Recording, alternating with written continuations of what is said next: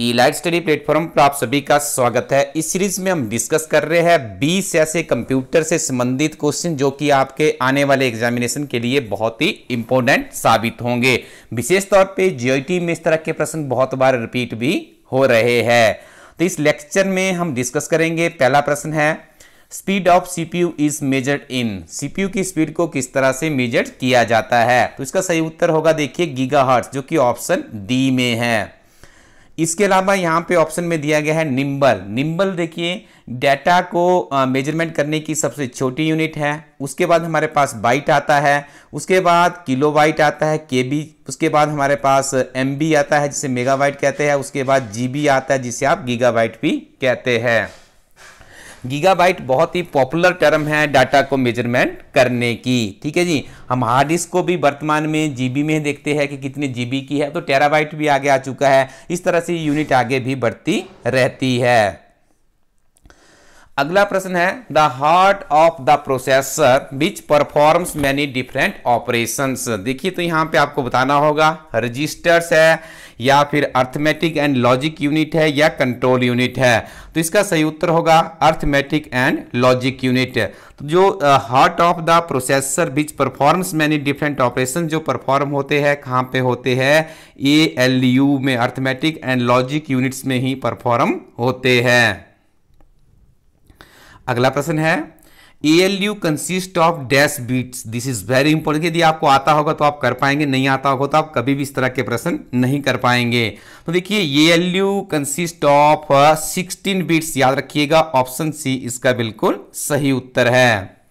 The ALU makes use of dash to store the intermediate results. किस तरह के intermediate results को ALU store करता है? Stack, registers, accumulators and all of these. तो इसका सही उत्तर होगा एक्यूमुलेटर्स। याद रखिएगा एक्यूमुलेटर्स क्या करता है? Arithmetic logic units make use of to store the intermediate results को स्टोर करने के लिए इसका इस्तेमाल किया जाता है। The control unit controls other units by generating dash execute signal, timing signal या फिर ट्रांसफर सिग्नल या फिर कंट्रोल सिग्नल। तो इस प्रश्न का सही उत्तर होगा टाइमिंग सिग्नल। याद रखिएगा the control unit controls many units by generating timing signals. Option B इसका बिल्कुल सही उत्तर है। Dash is generally used to increase the apparent size of physical memory. Physical memory का जो एपरेंट साइज है वो आपको यहाँ पे बताना होगा। क्या उसका उत्तर होगा? सेकेंडरी मेमोरी, कैशे मेमोरी या फिर हार्ड डिस्क या वर्चुअल मेमोरी। तो इसका सही उत्तर है यहाँ पर वर्चुअल मेमोरी। ठीक है, option D is the right answer. Next one is the time delay between two successive initiations of memory operations. तो इसमें क्या होगा? Memory access time, memory search time या फिर मेमोरी सर्कल टाइम या इंस्ट्रक्शन डिले। तो इसका सही उत्तर होगा ऑप्शन सी जो कि है memory circle time is the right answer. Next one is components that provide internal storage to the CPU। देखिए आपको बताना है कि यहाँ पे कौन सा ऐसा कंपोनेंट्स है जो कि इंटरनल स्टोरेज प्रोवाइड करता है सेंट्रल प्रोसेसिंग यूनिट को। रजिस्टर्स है, कंट्रोलर्स है, प्रोग्राम काउंटर्स है या फिर इंटरनल चिप्स है।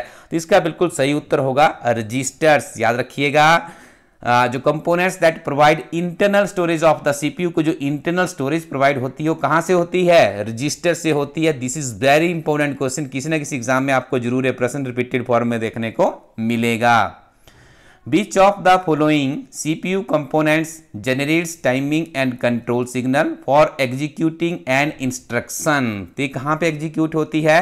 कंट्रोल यूनिट में। देखिए कंट्रोल यूनिट का काम ये होता है जो भी इसके पास डाटा आता है, जो भी सिग्नल आता है उसे एग्जीक्यूट करवाना। तो आप याद रखिएगा कंट्रोल यूनिट भी काफी इंपॉर्टेंट यूनिट मानी जाती है सेंट्रल प्रोसेसिंग यूनिट की। Which of the following is used to hold running program instruction? तो रनिंग प्रोग्राम होल्ड करने के लिए कौन सी इंस्ट्रक्शन है? कैश स्टोरेज है, वर्चुअल स्टोरेज है या फिर इंटरनल स्टोरेज है या नन ऑफ दिस। तो इसका सही उत्तर होगा इंटरनल स्टोरेज, यानी option C is the right answer.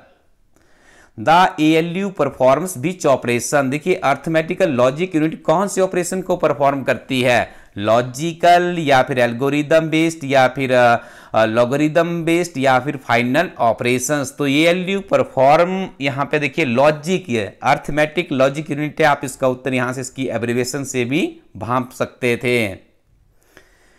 Which register is used as a working area in CPU? ऐसा कौन सा रजिस्टर्स होता है जो कि CPU में वर्किंग एरिया का काम करता है? तो इसका सही उत्तर होगा एक्यूमुलेटर। देखिए एग्जामिनर थोड़ा सा, ये प्रश्न आपको पहले भी बताया गया, लेकिन यहाँ पे उसी प्रश्न को थोड़ा सा घुमा फिरा के पूछ लिया गया है। स्टूडेंट्स, ये ऐसे प्रश्न है जो बार बार रिपीट हो रहे हैं आपके विभिन्न तरह के कंप्यूटर से संबंधित एग्जाम में, विशेष तौर पर GIT के लिए बहुत ही सहायक साबित होने वाले हैं।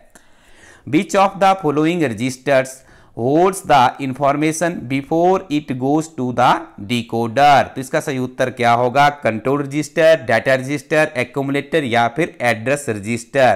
तो इसका सही उत्तर है डाटा रजिस्टर, जो कि ऑप्शन बी में है। The central processing unit consist of the arithmetic logic unit या फिर द रजिस्टर्स या द कंट्रोल यूनिट या ऑल ऑफ द अबव। तो इस प्रश्न का आप सही उत्तर करेंगे ऑल ऑफ द अबव। देखिए सेंट्रल प्रोसेस यूनिट में हमारे ALUs भी होते हैं, रजिस्टर्स भी होते हैं और वहीं पर आपका कंट्रोल यूनिट भी रहता है।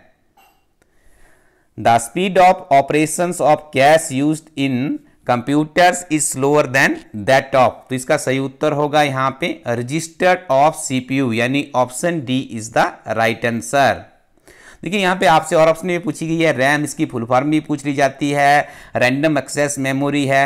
ये क्या होती है? एक नॉन परमानेंट मेमोरी होती है, ठीक है। जैसे इस कंप्यूटर का स्विच ऑफ होता है तो ये मेमोरी भी ऑटोमेटिकली ही इरेज हो जाती है। दूसरी मेमोरी की बात यहाँ पे की गई है रोम के बारे में, जिसकी एब्रिविएशन है रीड ओनली मेमोरी। ये देखिए परमानेंट मेमोरीज होती है, जितनी भी हमारे चिप्स होती है उसके ऊपर रोम के लिए रोम टाइप की ही मेमोरी वहाँ पे रहती है। लाइट चली जाए या कुछ भी हो जाए वो मेमोरी वैसे के वैसी ही रहती है।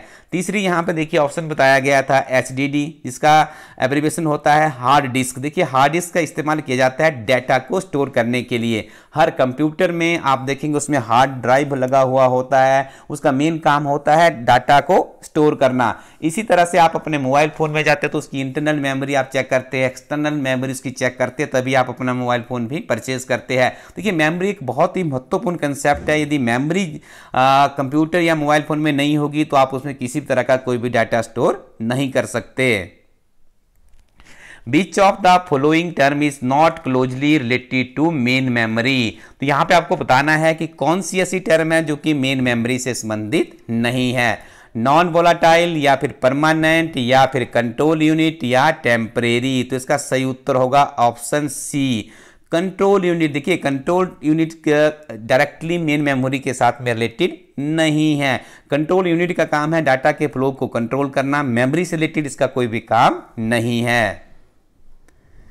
Which part of a computer is used for calculation and comprises? Computer का ऐसा कौन सा यहाँ पे आपको बताना है, कौन सा पार्ट है जो कैलकुलेशन एंड कंपैरिजन के लिए यूज होता है। तो ये आपने इसका उत्तर भांप लिया होगा, क्योंकि इसका यूज होता है ALU द्वारा, अर्थमेटिक लॉजिक यूनिट्स, ठीक है। मॉडेम का काम होता है एनालॉग सिग्नल को डिजिटल में कन्वर्ट करना, डिजिटल को एनालॉग में कन्वर्ट करना। ये हमारी जो डिस्क यूनिट होती है, तो देखिए CD DVDs आपकी इसके अंदर कंसीडर की जाती है, जिनका काम क्या होता है डाटा को स्टोर करना। कंट्रोल यूनिट का काम होता है डाटा के जो फ्लो है उसको कंट्रोल करना। तो यहां पे आप याद रखिएगा computer is used for calculation and comparison for ALU। ALU stand for arithmetic logic unit. The organization and interconnection of the various components of a computer system is, तो इसका सही उत्तर आप करेंगे ए आर्किटेक्चर। याद रखिएगा the organization and interconnection of the various components of a computer system is called architecture। Flip flop output are always the same होता है या फिर इंडिपेंडेंट ऑफ ईच अदर है या सेम एज यूनिट्स है या कॉम्प्लीमेंट्री है। तो इसका सही उत्तर आप करेंगे complementary. Flip flop output are always complementary, option D इसका बिल्कुल सही उत्तर है। Which of the following is a sequential digital circuit, multiplexer, flip flop, decoder या फिर एडर। तो इस प्रश्न का सही उत्तर आप करेंगे फ्लिप फ्लॉप, जो कि ऑप्शन बी में है। आप अपनी स्क्रीन पे एक वेबसाइट देख रहे हैं, इस वेबसाइट के ऊपर जाइएगा elitestudy.co.in। इस वीडियो के डिस्क्रिप्शन में और कमेंट सेक्शन में भी आपको एक लिंक मिल जाएगा। जब आप यहां पे जाएंगे तो इलाइट स्टडी टीम की जीआईटी की अंग्रेजी और हिंदी में अपडेटेड बहुत बेहतरीन बुक्स है। हिमाचल प्रदेश में हजारों की संख्या में विद्यार्थियों ने इन किताबों को पढ़ के जीआईटी के एग्जाम को क्वालिफाई किया है। आप इन किताबों को एक बार जरूर ट्राई कर सकते हैं। तो आप अगले वीडियो के लिए इंतजार कीजिए। नेक्स्ट 7 आपको पता ही है, जैसे हमारी सीरीज में हर रोज सुबह 7 बजे हिमाचल प्रदेश सचिवालय क्लर्क का वीडियो उपलब्ध करवाया जा रहा है और इवनिंग सेशन में हर रोज 7 बजे आपको जीआईटी से संबंधित या कंप्यूटर से संबंधित निःशुल्क में हमारी टीम के द्वारा आपको एक कोचिंग उपलब्ध करवाई जा रही है। तो आप इसका लाभ उठाइएगा और आगे बढ़ते रहिएगा। Thank you very much. Keep watching elite study YouTube channel.